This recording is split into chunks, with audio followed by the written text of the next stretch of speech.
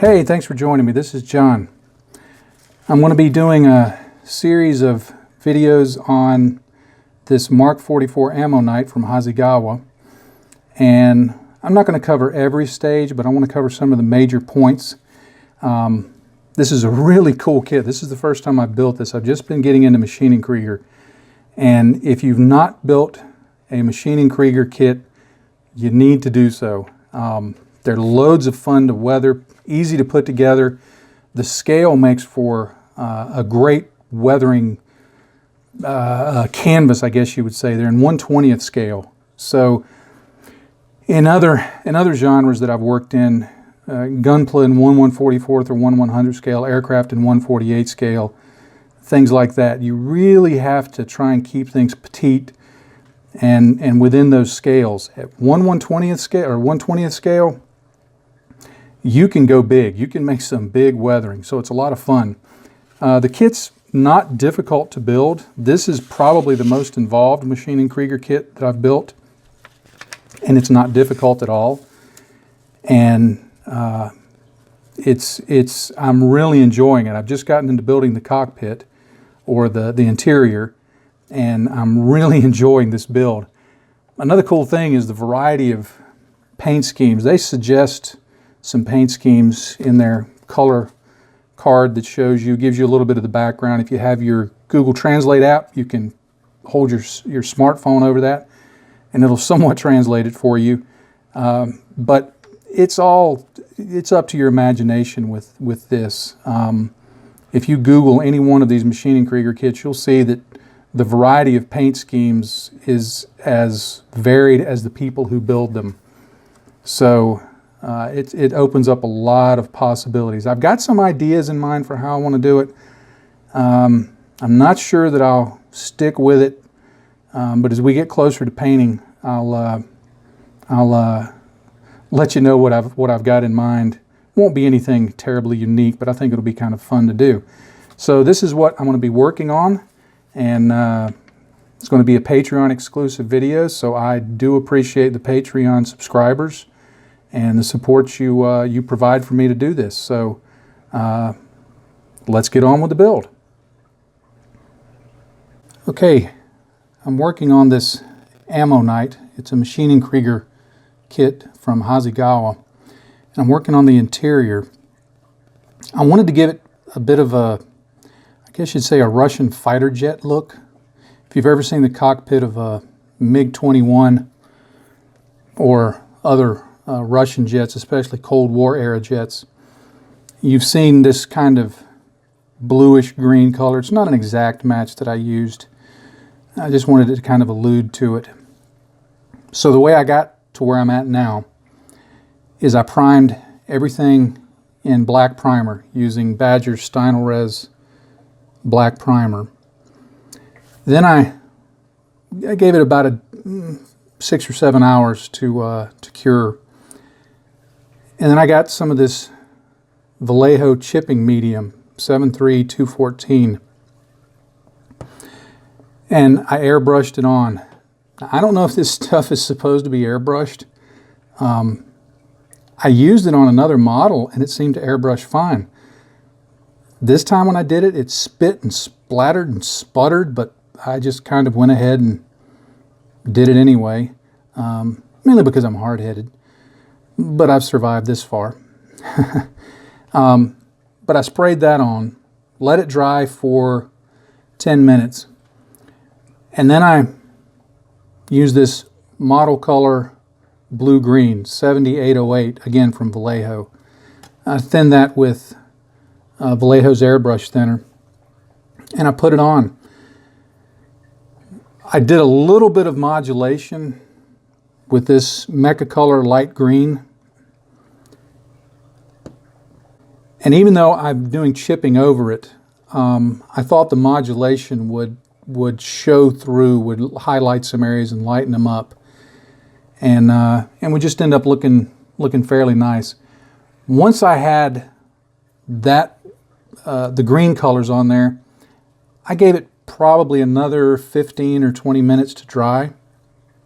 And then I got a small cup of water and a large, this is a number It's covered up, but we'll call it a number 2 brush. But it's just a large brush. You see about the size. And I just went through and flooded. I didn't pour it on, but I mean, I just slopped the water on there really good. And then I grabbed this flat brush, and you'll notice that I've trimmed it down. I like trimming my brushes down for work like this. This is a number 8 flat. It's a cheap brush, picked up at Hobby Lobby for a couple of bucks. But I just went in and started working away at it, and the stuff, the blue-green color came off fairly easily. Now I wanted a heavy chipping effect. I'm going to put a lot of weathering inside this, but you can see it gave a pretty convincing effect. Now I didn't bother chipping these areas because those are going to be painted leather. This is going to be painted leather.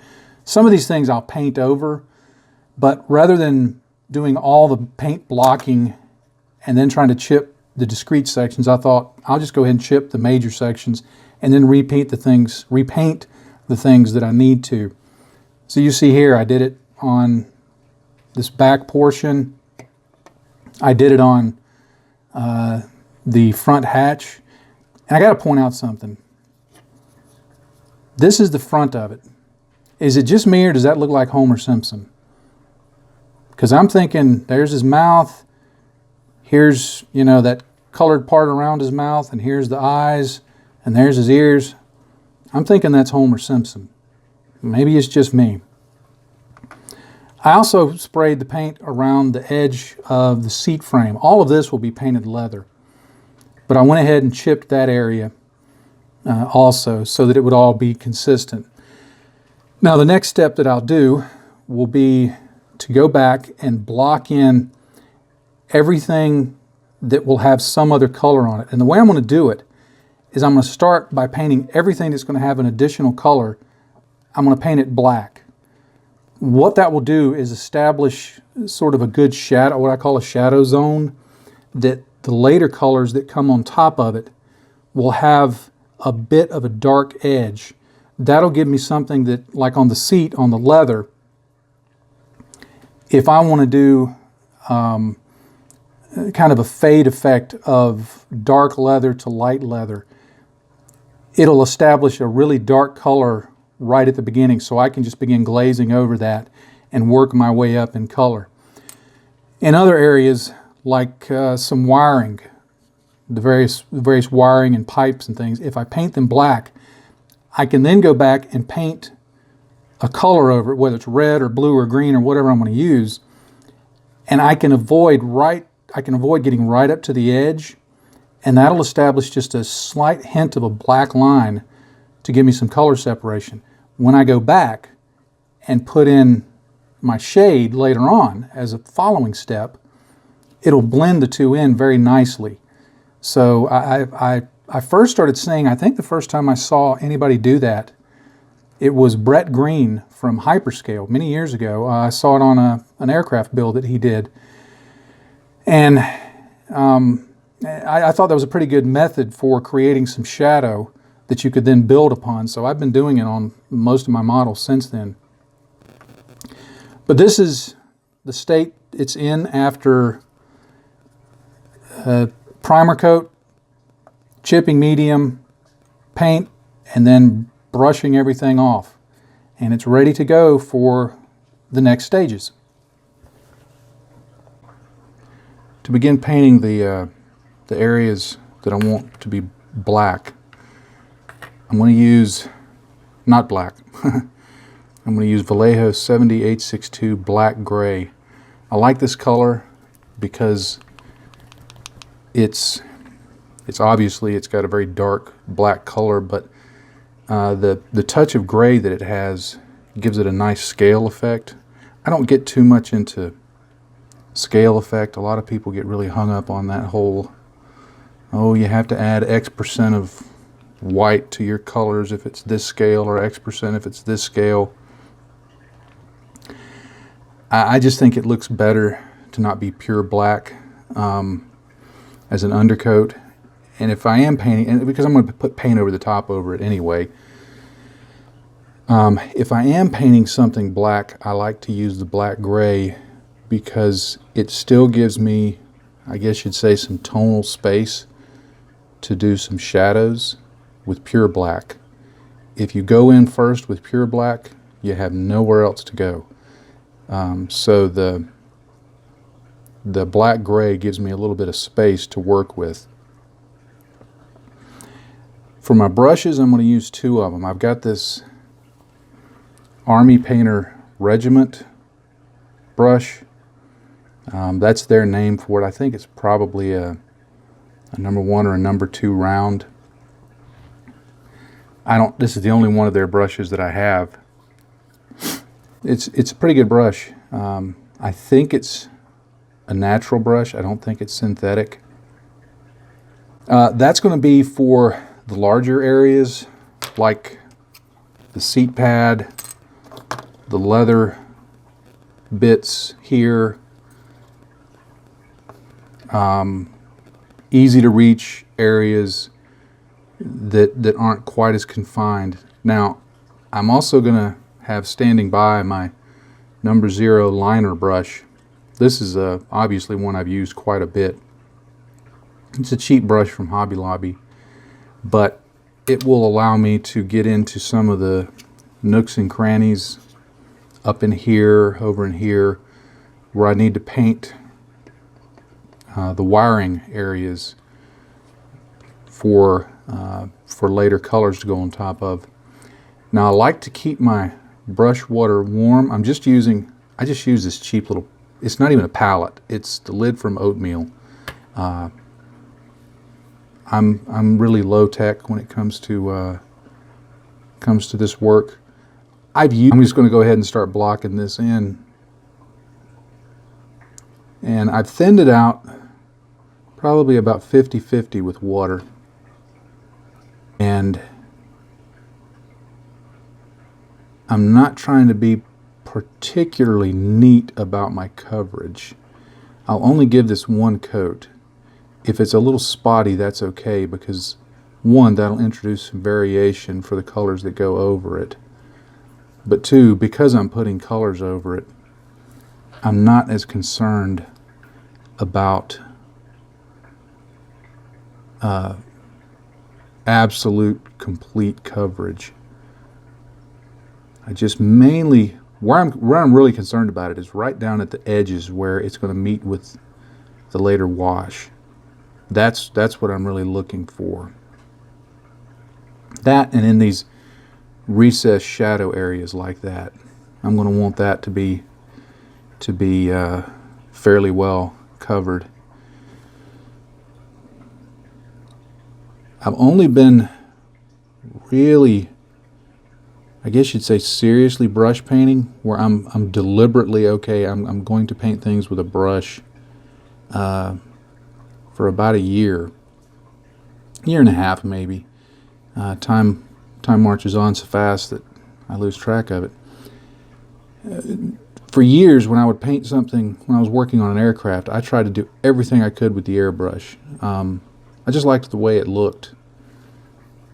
So I did everything with an airbrush. And if I did need to brush paint something, I confined it to just little doses of it, just very little bits and pieces here. Got to lower my optivisor so I can see what I'm doing. But as I've gotten more into sci-fi and started paying attention to the work of brush painters, guys like Lincoln Wright, Sam Lenz, of course, watching Duncan Rhodes on Warhammer TV, he of the two thin coats, and obviously lots of others. I've started paying more attention to brush painting technique. Now, I'll finish that other part. I'll give that a chance to dry and move on to some other parts. I would never hold myself out as, hey, this is a guy you watch to brush paint. That's not who I am. What I am is a guy who will tell you, if you watch those other guys, they will teach you how to brush paint. Because I can say that I've learned a lot from them. And one of the things I've learned is when people say thin your paints when you're brush painting, they mean thin your paints. I didn't realize to the extent of it at first, although I compare it to being much like when I was learning to airbrush.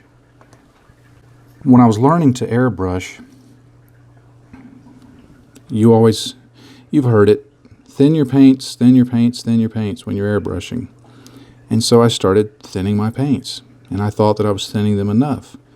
And I would airbrush, and I would get frustrated with it. It wasn't looking quite like I thought it should. And so I would thin it a little more and think I was making some improvement, but it still wasn't doing what I wanted. And finally, I would hear people say, you need to thin it to the consistency of 2% milk. I'm like, how the heck do I know exactly what 2% milk looks like in an airbrush cup? And then the light dawned, and I got some 2% milk and put it in my airbrush, which sounds a little crazy, which is a charge I won't dispute, but I suddenly realized I was not thinning my paints near as much as I thought I was. I was far from it. So what I did was I started thinning them down a lot more. Thin them down a lot more. What do you know? The airbrush began to work a lot better. That darn airbrush, something had been wrong with it, I guess. Well, fast forward to when I started brush painting more. And I was brush painting away, and people would say, thin your paints, thin your paints, thin your paints. And I would say, I am thinning my paints. But my brush painting wasn't going quite like I thought it should. And then I think it was Sam Lenz who was doing a demonstration for Tabletop Minions, part of his Painting with the Pros series that he does with Adam on that channel. And he was showing his technique for getting glazing, kind of getting color gradients, building colors up, layering. And he took a piece of white plastic and he just sort of ran his brush along it like that unloaded some paint from it. And it was so thin. And it dawned on me that I had made the same mistake, despite all the experience I supposedly have. I had made the same mistake with brush painting that I made with airbrushing. I wasn't thinning my paints enough. So I started thinning them a lot more. In fact, I probably over-thinned them for a while, but I did it purposefully in order to better understand how much is too thin, because then I could start bringing it back up, so to speak, to, I guess what you'd say would be full thickness. And it really made brush painting much more productive and honestly much more fun. I enjoy brush painting. I had enjoyed it before. I find it very relaxing, which is a bit of a surprise to me. I would not have thought I would have liked brush painting. When I built aircraft, I viewed it as just something that had to be done. You know, there's no other choice. You got to do some brush painting, so grab it and get it over with.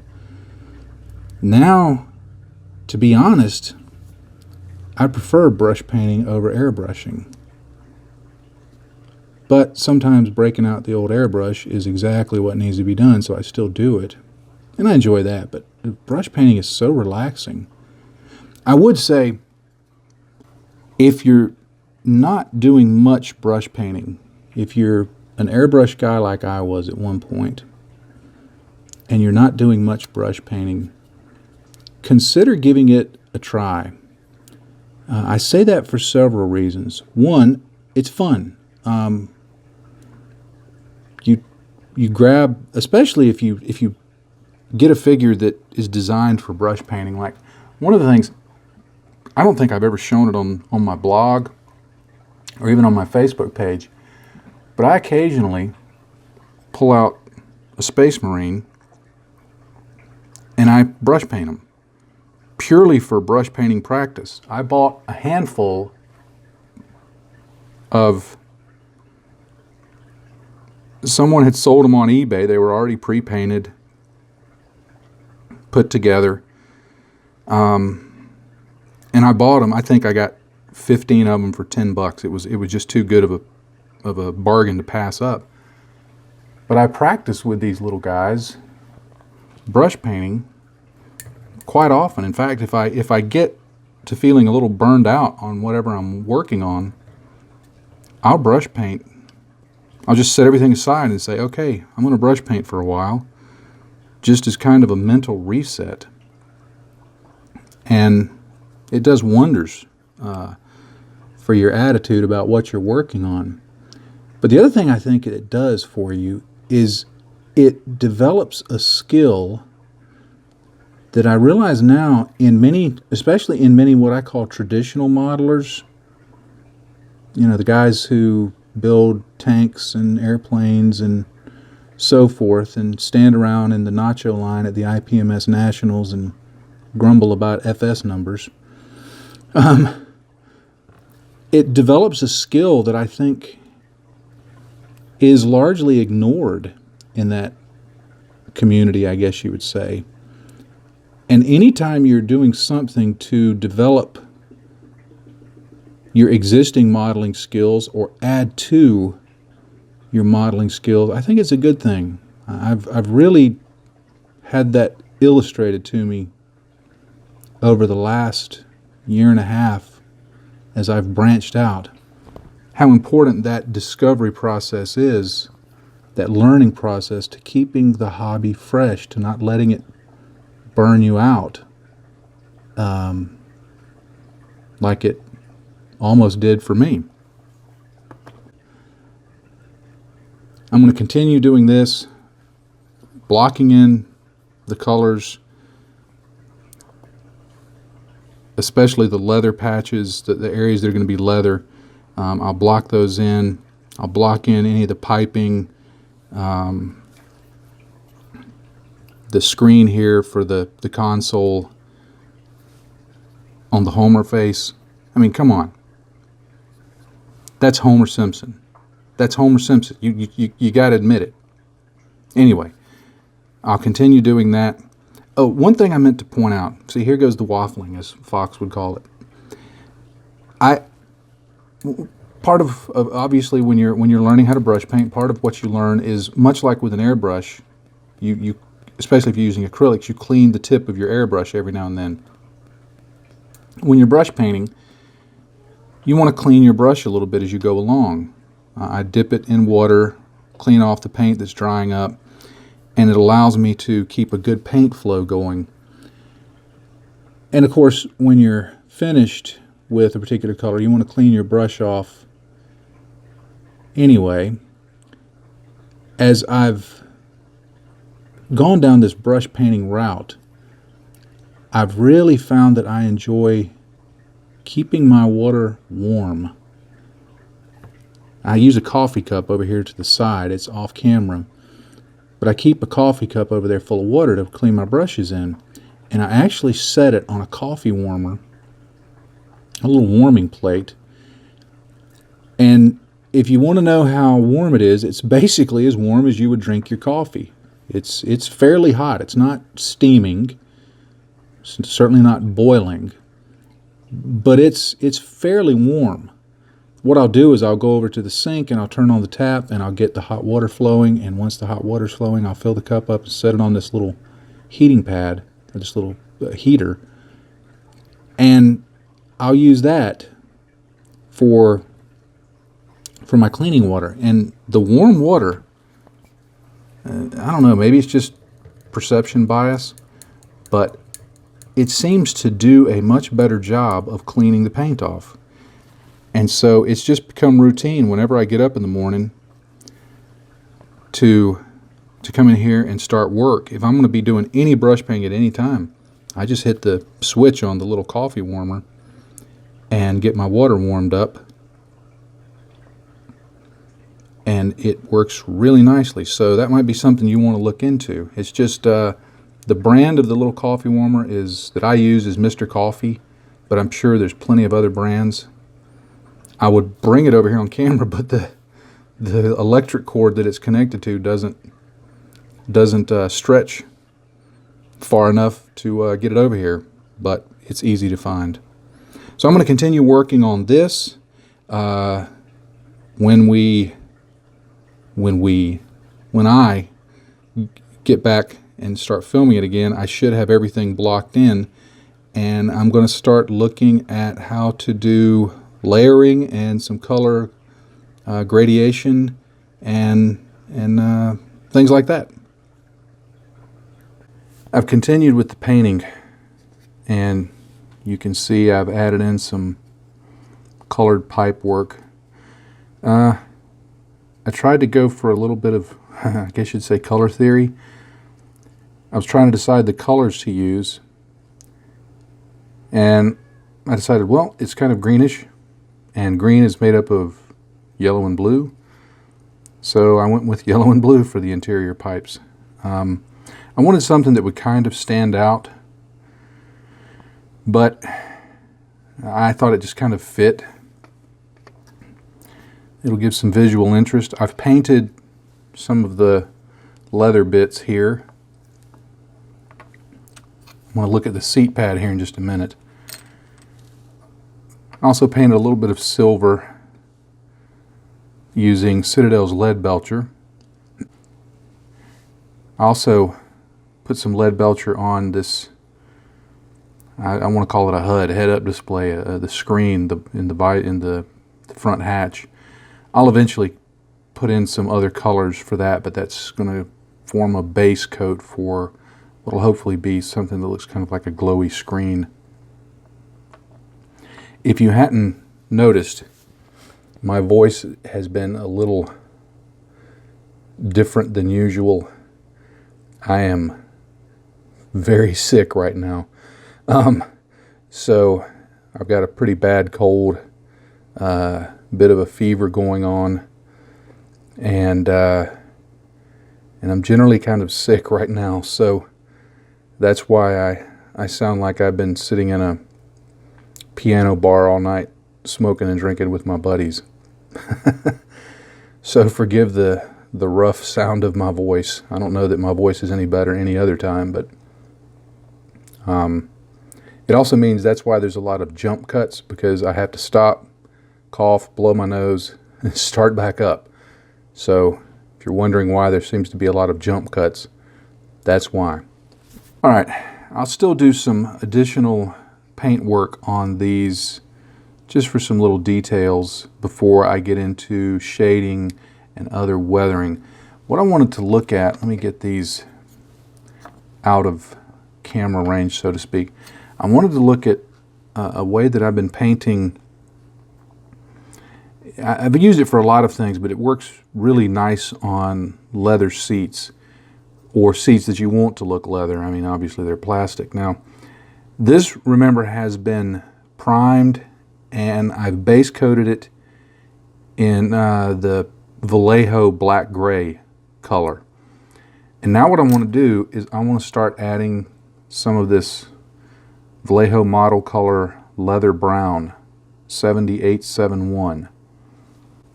And the way I'm going to do it is, the technique is called layering. Now keep in mind, I am not an experienced brush painter. I'm showing you this as I learn it. I've done it on several models. I like the way it looks. But I like the technique so much that I'm starting to use it a whole lot for a lot of things because it's really simple, it works nice, and it's fun to do. What I do is I get my handy dandy oatmeal palette, and I'm going to put a drop of my paint on here. I thought ahead and I pre-shook it before I started filming the video. So how's that? Now, I've got my Army Painter Regiment brush again. And what I'm going to do is I'm going to start adding water over here on my palette. And then I'm going to pick up a little bit of the paint and I'm going to add to that water. Like that.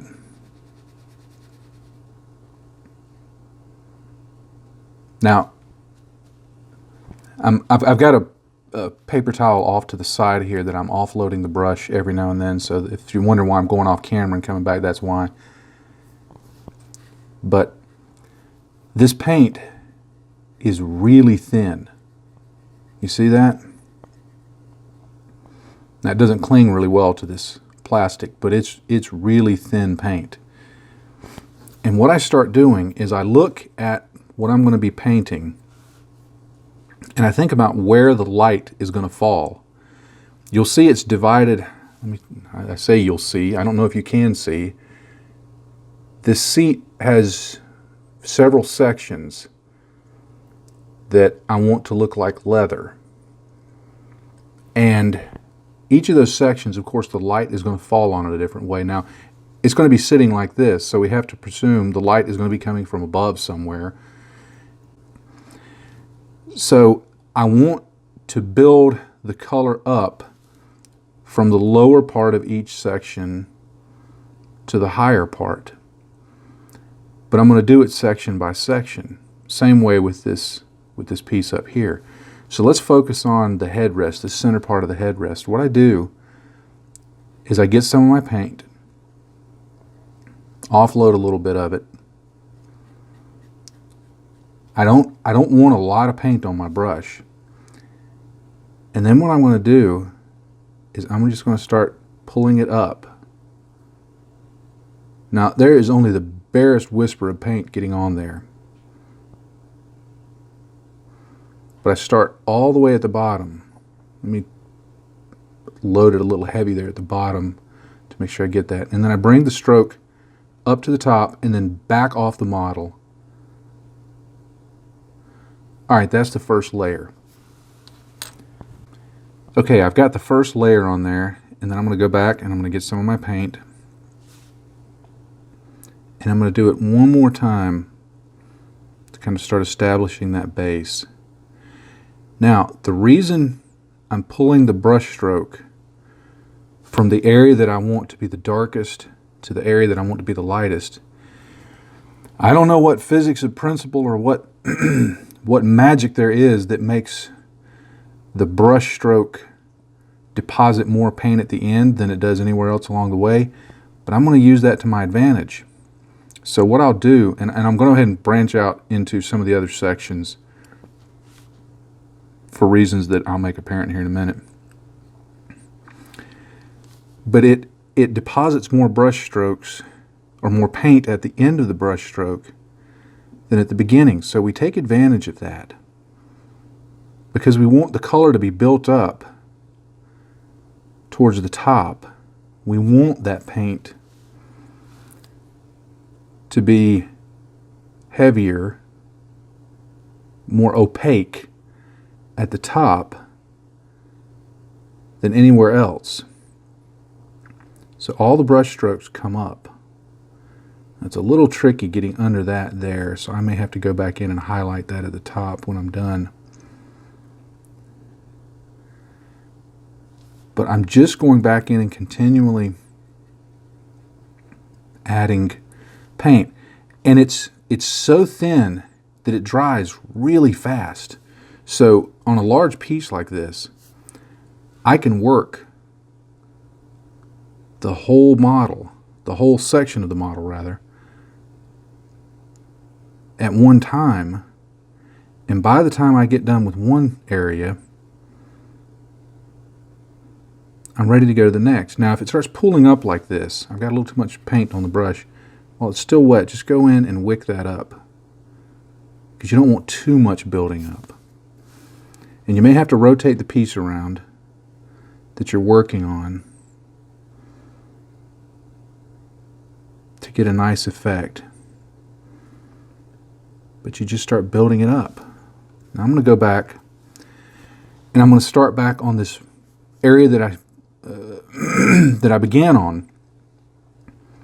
But instead of starting from the very bottom, I'm going to move it up, not even a 1/16 of an inch. I'm not sure how that would translate into millimeters, but just a little bit. I'm going to start my stroke just a little bit higher up and keep following suit just the same way. There'll get to be a point where it's like you've got the perfect amount of paint on your brush, where it dampens the surface and leaves the color, and you can actually paint quite a lot, but you're not really adding much at all. You're just adding a little bit at a time. This is why it's called layering. For the longest time, when I first started getting into brush painting and was watching Warhammer TV, I would hear them talk about using layer paints, and I just thought a layer paint was just some distinction of paint type. They had their base type, they had their shade, they had their layer. And so at first I thought, well, a layer is just a slightly thinner paint. And because it's slightly thinner, you put it on in one coat, or two thin coats rather, and it should show up just like your base. And I got really frustrated with how that was working out. I'm going to get a little bit of water off from the side here. I know you're probably thinking, why don't you use a wet palette? I've tried working with a wet palette, and maybe I need to try harder so I get used to it. But my paints just tend to end up being so runny. I guess at some point, if I'm going to call myself doing anything that's really brush painting, I'm going to have to just get used to using it. But for now, I go with my oatmeal lid. But I got frustrated with this technique. And then as I started watching more YouTube videos, now I'm starting again, but this time I'm starting higher up than I did before. But I started watching YouTube videos that covered this technique, and they really showed me, it helped me understand that it's not just a type of paint, but whoops, I went too far down. It's a technique that literally layers colors up. It's kind of like if you've used Photoshop and you can put layer over layer over layer and change their opacity. And if you keep building layers up, you'll end up with a quite dark color at the top where you have more layers, but lower down where there's fewer layers, it'll be very transparent. And I realized that's all that's going on here. It's like Photoshop layers. So, armed with that information, I began applying this to more and more things that I was building, and I really liked the effect, because if you get it right, now like I said, I'm still working with it, I'm still learning it, but if you get it right, you end up with some really cool looking gradients on whatever you're working on. And it creates depth and highlight and shadow. And you'll notice that I'm only using one color. I'm not I'm not applying different shades of a color. I'm not adding anything to this leather paint. Now, I'll go back later and I'll actually do more layering of a lighter paint to really pop up the highlight along the edges here, along the highest points. And then there's some I guess you'd call it knot work in between these sections that I'm going to paint a little bit of a different color to kind of give it a, you know, a 57 Chevy kind of look. An old car kind of look. But this layering really produces what I think is a pretty cool leather look that once you put additional work on top of it, it looks fairly convincing. Okay, off camera I did a little more work, and you can see I've built up a lot of layers, and I hope you can see. Let me see if I can get that to focus. I hope you can see how that provides a very subtle but nice color gradient from the areas of shadow up to the areas of highlight. Now, I only used the one color the whole time. That's why I like starting with a very dark undercoat. You can, of course, use as many colors as you want in this. You could, as you continued adding layers, building it further up, you could add lighter tones to the leather brown. Like one of the things I like to do in other builds is I've used this color 7819 Iraqi sand and just add little touches of this into the leather brown, which lightens it up nicely, and that can give an even more dramatic look to a leather seat or anything else. If you've ever seen a leather seat, you know that if you've sat on it a lot, and especially, I mean, this is a combat pilot in this thing, they would be sweating a lot. Trust me on that. Even if they got air conditioning, and the sweat, all of that is going to darken this up. So I wanted to go for a fairly dark look for this. But you can use multiple colors for your layers to really get a dramatic effect. Another thing you can do is once you've got the basic effect in place, you can grab a little more paint. Let me go off camera here to my palette and grab a little more paint to demonstrate. But you can add additional highlights. Like there's a little bit of a ridge right here that would catch more light than the rest of it. And using that principle that the brush stroke leaves more paint at the end, instead of pulling it up, what I do is I dab it like that. And that builds up color immediately right there. So you're able to actually build in some additional highlights wherever you want them. And if you're working on this technique and you're not happy with the opacity of the paint, even when you're done, give it 5 minutes to dry, hit it with a hairdryer or something like that, and go back in and do the process again, starting from bottom to top. And because you're building over those previous color layers, it will increase the intensity of the color. And you can keep building it up and building it up and building it up until you get what you want.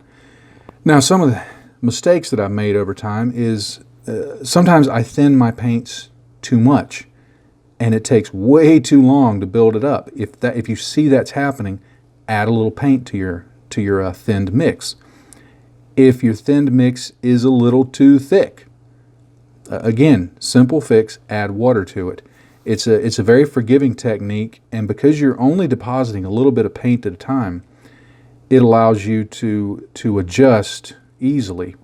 But just to further demonstrate, I'm going to flip the seat over here and I'm going to grab some of my paint. But I don't know if that'll show. Hang on. Let me get a little more fresh paint there. But in terms of applying this to the model, Now it doesn't, it's bare plastic on the back there.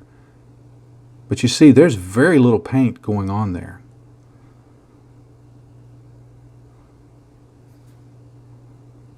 But that builds up over time. And you get, I think it's a pretty cool effect. I don't know how well it'll show up on camera. It's not super dramatic. It's not the best thing ever. But it's a good basis for what I'll do next. Because like I mentioned earlier, what I'll do next is these little lines. I'm imagining those to be some kind of vinyl or some other decorative work in between these pads. I'll go in and highlight those.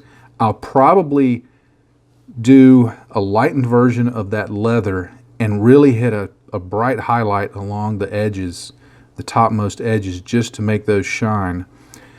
Then I'll go in, add some shade to bring out the depths even more, and then I'm going to add some splatters.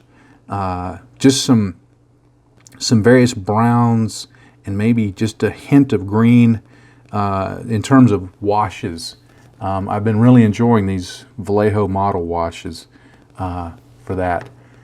And I'll probably put in a few spots of petrol spills or other grimes that would get into the seat of a combat vehicle. And in the end, hopefully it would give it a nice look. If you want to see another example of how this works out, take a look at on my blog, johnbias.com. Look for the Torox build and look for the post where I show building the interior of that. I thought the seats in that turned out particularly good. Usually I look at my work and I'm like, I'll just have to do. That one I was pretty proud of. Though even in being proud of it, I'm a little nervous. Anyway, it's just all the stuff that goes on in my head. Anyway, continuing to work on this. This is a cool technique, layering paint. And it doesn't have to just be leather seats. Anything that you want color graduation, this will work nicely on. So join me in practicing it and getting better at it and seeing how it can help your model. So the next step is going to be to give this a gloss coat, and then I'll start adding shades and further weathering and maybe a few more touches of paint on top of that, and the interior should be finished up.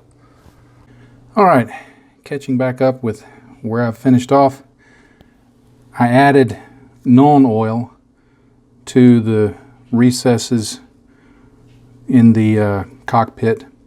I like using Citadel's Nuln oil.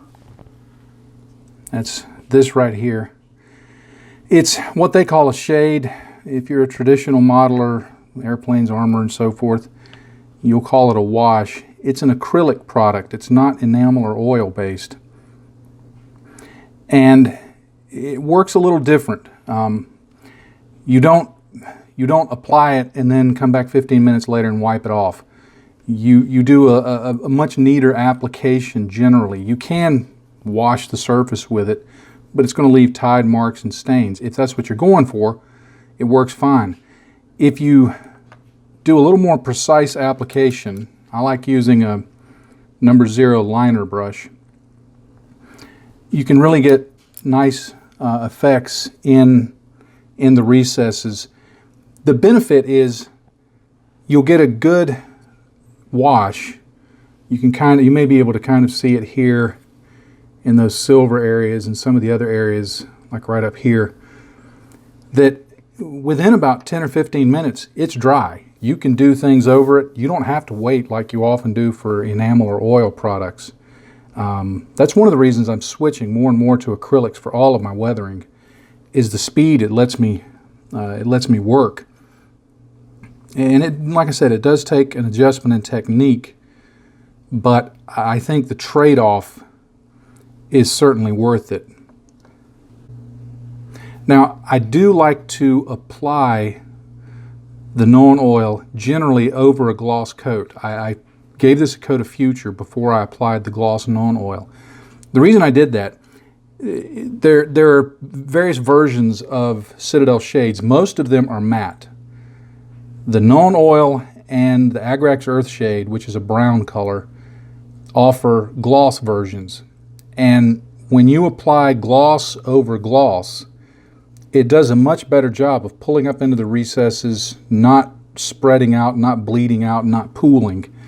And so it's much easier to work with. And it's not something unknown to say the aircraft world. If you've ever kept up with Roy Sutherland from Barracuda resin and decals, for years I've seen him use a wash of acrylic paint and Future that he does in his cockpits and allows him to get those completed fairly quick. So, you know, if speed is not really a big deal for you, then I can't say that it offers, using an acrylic wash or shade offers anything over an oil or enamel.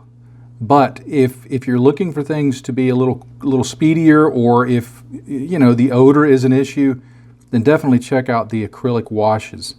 So I got all of that on there, and with that on, my next step is going to be adding additional weathering, the dirt, the grime, the splotches, that kind of thing.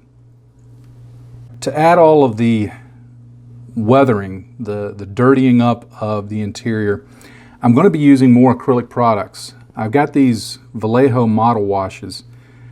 This is brown. I've pulled out European dust, desert dust, and I've got plenty of other colors, grays, greens. They make a whole range of them. Rust colors, brown colors, greens, blues, blacks, just everything you would need. They can be used not only as a traditional wash into recesses and panel lines and things like that, although applied much more carefully than your oil-based ones, but they're also great for staining and streaking. In many ways, what they will do for you is replicate things like streaking grimes and dot filter effects and other weathering effects that you may be used to using enamels and oils for. The difference in using these products is it's what I would term an additive process. The idea is you put them on in very thin layers, and you don't go back later and take them off like you would with oils or enamels. Those are what I call a subtractive process. You streak some on, and then you blend it in and you blend it away, and you're left with just a little bit. With these, you put on lots of thin layers and build up to the effect that you want. Now, in terms of the time it takes for application, so far in using these over the last 5 or 10 models, it takes a little longer to put these on, and I'm talking just by a few minutes, not an excessive amount of time. But the difference is I can set it aside and 15 or 20 minutes later come back and put over a completely different color, a completely different type of effect. I can do some streaking with 4 different colors, and then some splotching with those same 4 colors, and then some splattering with 3 different other colors, all in the space of an hour. It dries really fast, and you give it another hour after that to dry, and you can give it a matte coat. You can do whatever you want. So the benefit, again, for me, because I'm trying to crank out content, is speed. And if that's something that appeals to you, then I would say give these a try.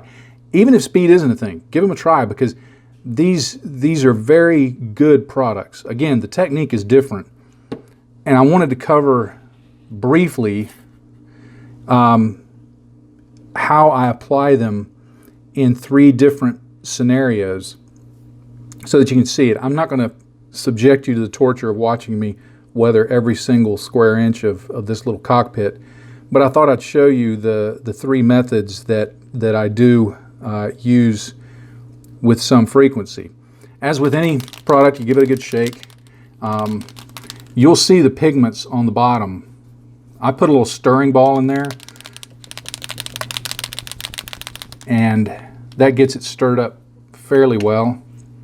I put a couple of drops on my oatmeal lid palette, just like that. And I'm going to start off showing streaking at first.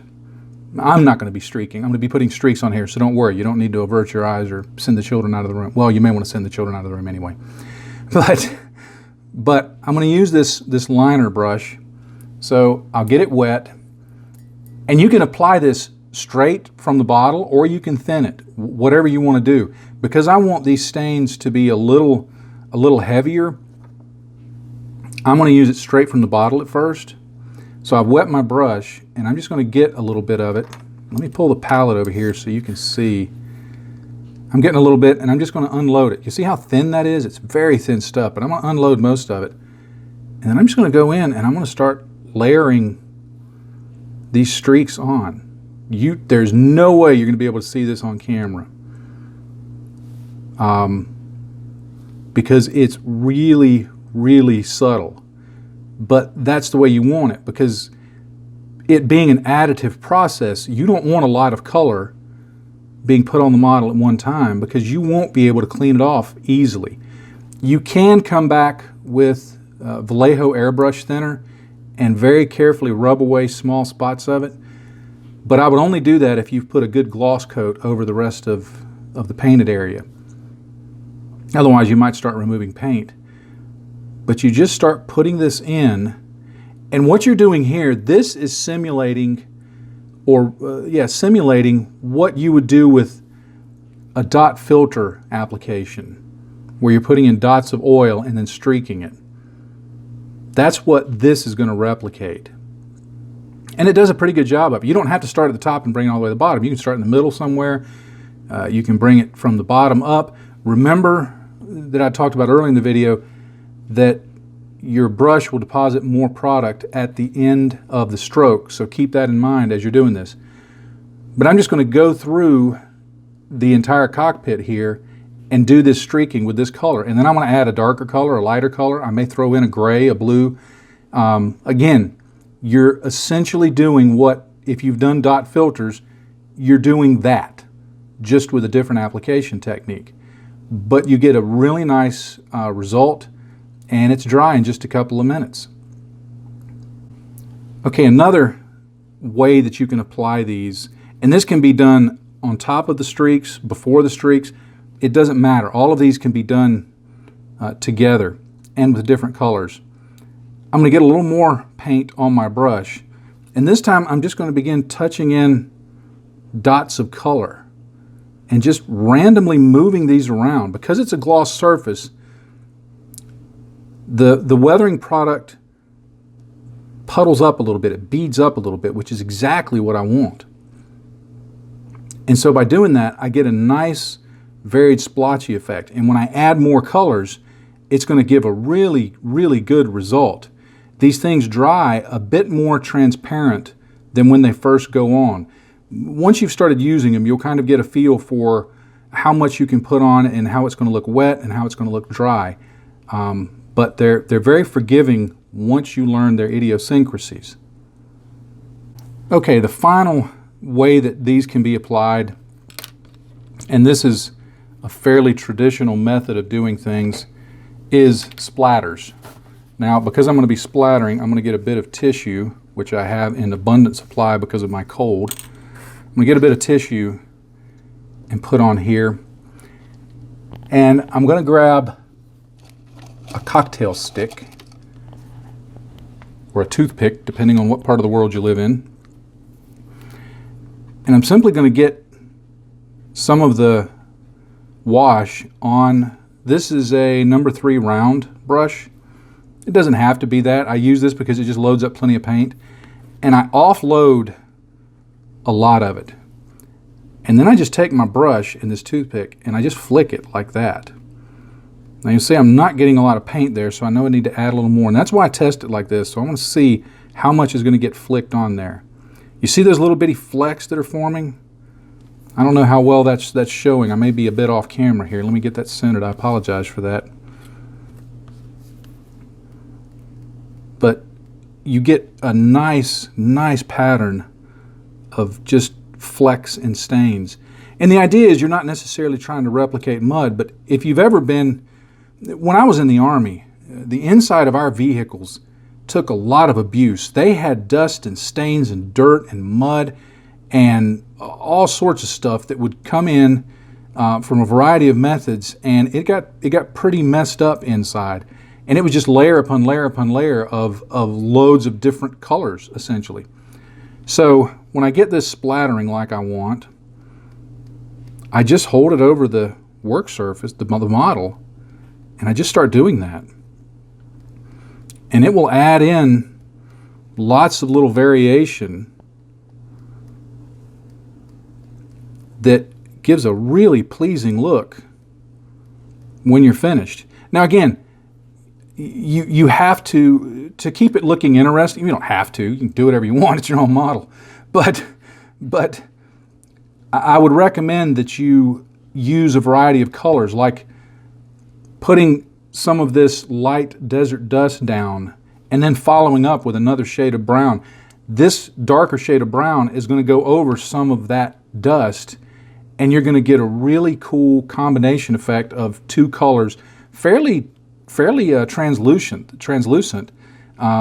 This stuff is not real opaque. So by adding them on top of each other, you're going to get really cool blending effects. And you can, because these are all water-based, you can mix these together to get multiple tones. So I could take these three washes right here and come up with, I'm not any good at math, but I know I could come up with several more variations on it. And so the more tonal variety you introduce, the more interesting the result will be. This can be especially effective. You remember we were working on our seat. This can be especially effective on the seat for simulating not only dirt types of stains, but just the weather, the tonal changes that happen on a real piece of leather as it's used, as stains and streaks and water and oil and sweat get on it. It looks quite abused. And so a heavy application on here will work really good. Now, if you get too much, if you do some splatters and you get a really big one, a really big splatter that you're not intending to get, just grab another brush, have another brush handy, and just wick that up real quick. If it's more than that, you can get a brush full of just clean water and wipe it away. It may leave some staining, but it'll be very translucent. It'll actually leave a cool effect, but you can correct mistakes if you work quick. That's one thing to remember when using these acrylic washes. They have a lot of benefit. They give you a lot of cool effects. You go in and you put some stuff on and you come back 2 hours later and think you're going to take it off, you're going to have some sadness. They are not like oils and enamels. They dry very quickly. But like I said, that's what I want.